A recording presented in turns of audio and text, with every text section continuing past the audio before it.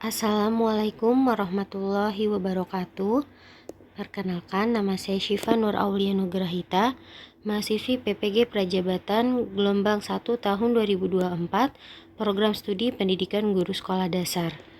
Kali ini saya akan membahas topik 5, pengembangan dan perencanaan kurikulum mengenai elaborasi pemahaman rancangan pembelajaran dalam UBD. Ulasan pembahasan kelompok lain. Pada kesempatan kali ini di topik 5, elaborasi pemahaman mata kuliah perancangan dan pengembangan kurikulum, saya akan mengulas hasil diskusi dari kelompok 6 mengenai penilaian dan evaluasi pemahaman dalam UBD kemampuan modul rancangan pembelajaran dalam UBD lembar kerja T atau to be tailored. Hasil simak yang telah saya lakukan, saya akan memberi pendalaman mengenai kemampuan awal untuk mendapatkan informasi tentang pengetahuan sebelumnya. Nah, di sini saya mengutip dari salah satu presentasi atau pemaparan hasil diskusi dari kelompok 6, yaitu pada poin yang terakhir melakukan tes kemampuan awal untuk mendapatkan informasi tentang pengetahuan sebelumnya.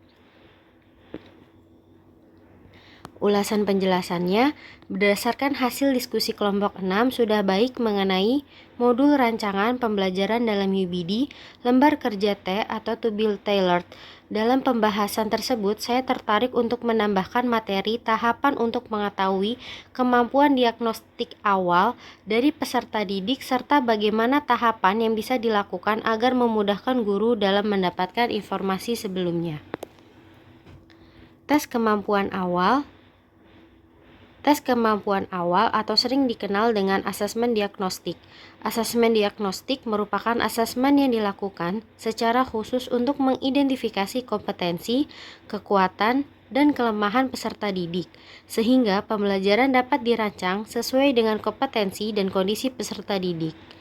Asesmen diagnostik digunakan untuk menemukan kekuatan dan kelemahan peserta didik dalam kegiatan pembelajaran. Hasil dari asesmen diagnostik dapat digunakan oleh pendidik sebagai dasar dalam merencanakan kegiatan pembelajaran sesuai dengan karakteristik dan kebutuhan peserta didik. Nah, di sini ada berikut tahapan pelaksanaan asesmen.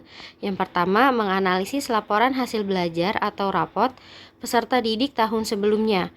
Yang kedua, mengidentifikasi kompetensi yang diajarkan. Yang ketiga, menyusun instrumen untuk mengukur kompetensi peserta didik. Instrumen yang dapat digunakan antara lain tes tertulis atau tes keterampilan berupa produk atau praktik, serta observasi. Yang keempat, bila diperlukan menggali informasi peserta didik dalam aspek latar belakang keluarga, motivasi, minat, sarana dan prasarana belajar, serta aspek lain sesuai kebutuhan peserta didik atau sekolah. Yang kelima, pelaksanaan asesmen dan pengolahan hasil.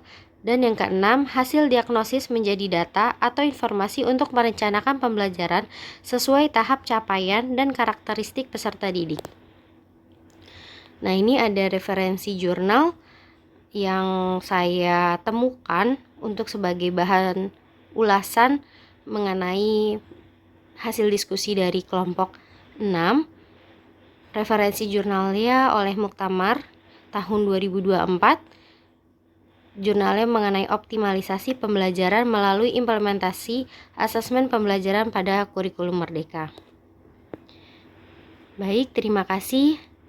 Ini dia yang bisa saya sampaikan. Semoga bermanfaat untuk semuanya. Kurang lebihnya mohon maaf. Wassalamualaikum warahmatullahi wabarakatuh.